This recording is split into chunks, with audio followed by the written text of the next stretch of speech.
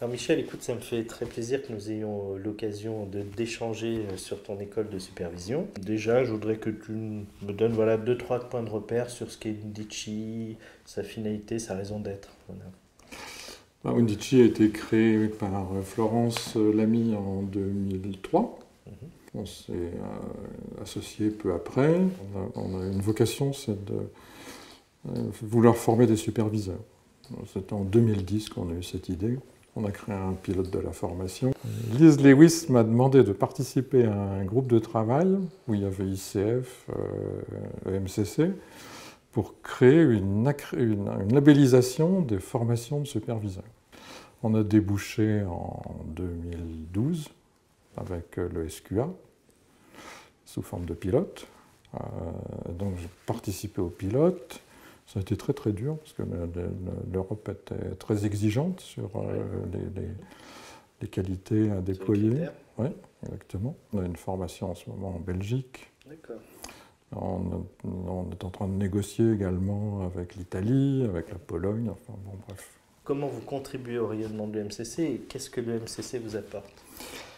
Notre passion, c'est la supervision. Et le MCC est, je dirais, la seule organisation internationale à proposer quelque chose de véritablement concret sur la labellisation des formations de superviseurs. Il y a maintenant... Adossé en plus avec une accréditation pour les superviseurs eux-mêmes. Exactement. Sur ce sujet-là, nous ne sommes pas les seuls. Il y a d'autres associations, enfin l'Association for Coaching, et puis la OCS, enfin, il y en a d'autres qui proposent des accréditations de superviseurs au niveau international. Au niveau France, nous sommes les seuls, en fait. Au niveau France, nous sommes les seuls, oui.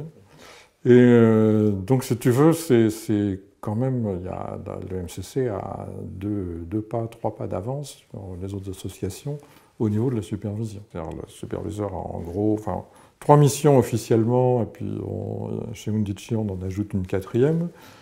Les 3 missions sont le support, si le coach est en difficulté personnelle dans l'exercice de son métier, le développement, devenir quel coach.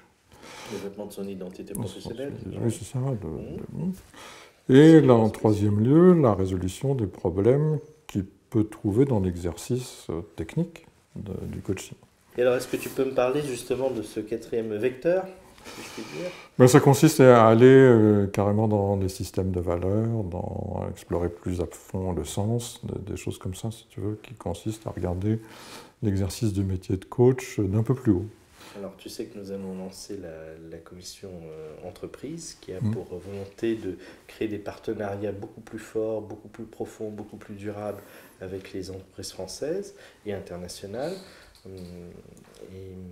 Est-ce que tu aurais une préconisation à faire à cette commission pour créer justement les conditions pour que la supervision soit beaucoup moins méconnue par les dirigeants, les managers et les responsables?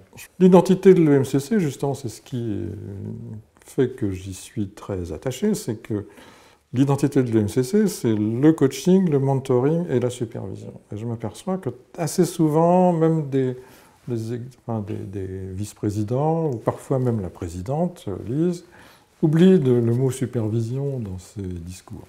Donc en fait, tu m'encourages à en parler. Merci. C'est ça, il faut que tu rajoutes le mot. Tu peux aussi rajouter le mot mentoring. Oui, que je fais régulièrement. Oui. Merci beaucoup. Merci Michel. Allez, c'était un plaisir. Merci.